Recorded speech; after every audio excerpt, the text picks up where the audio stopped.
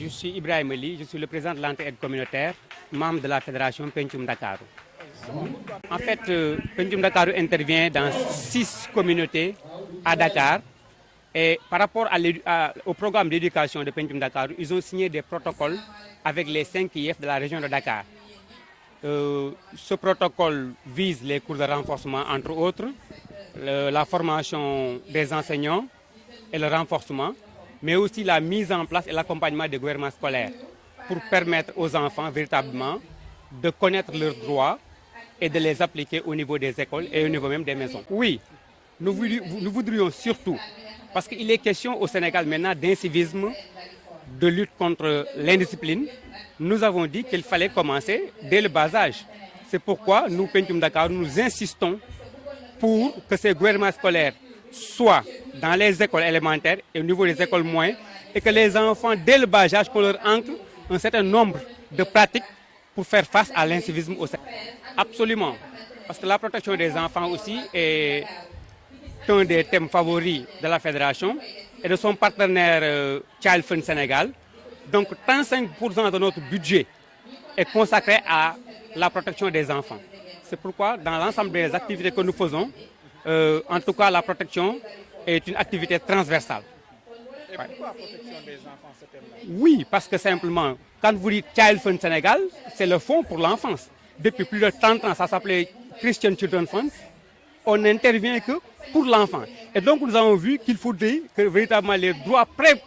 élémentaires des enfants soient préservés. Parce que nous constatons que beaucoup d'enfants sont victimes, comme je l'ai dit, de vannes. Nous disons vannes, c'est violence, abus, exploitation et négligence. Et il faut véritablement lutter contre ça pour permettre aux enfants d'être épanouis, de grandir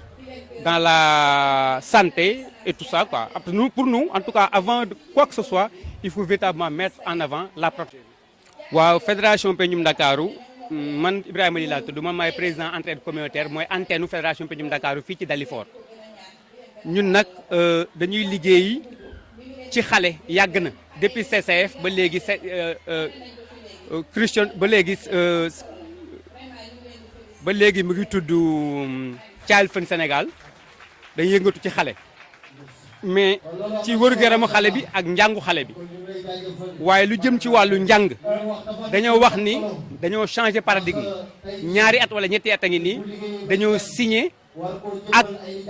les IF maanaam juróomi IF ci région Dakar pour que ci wàllu njàng ñu ànd ak ñun pour fexe en tout cas njàngu xale yi ñu accompagner leen pour que njàng bi mucc ayib ci biir activité boobu nag def ci bokk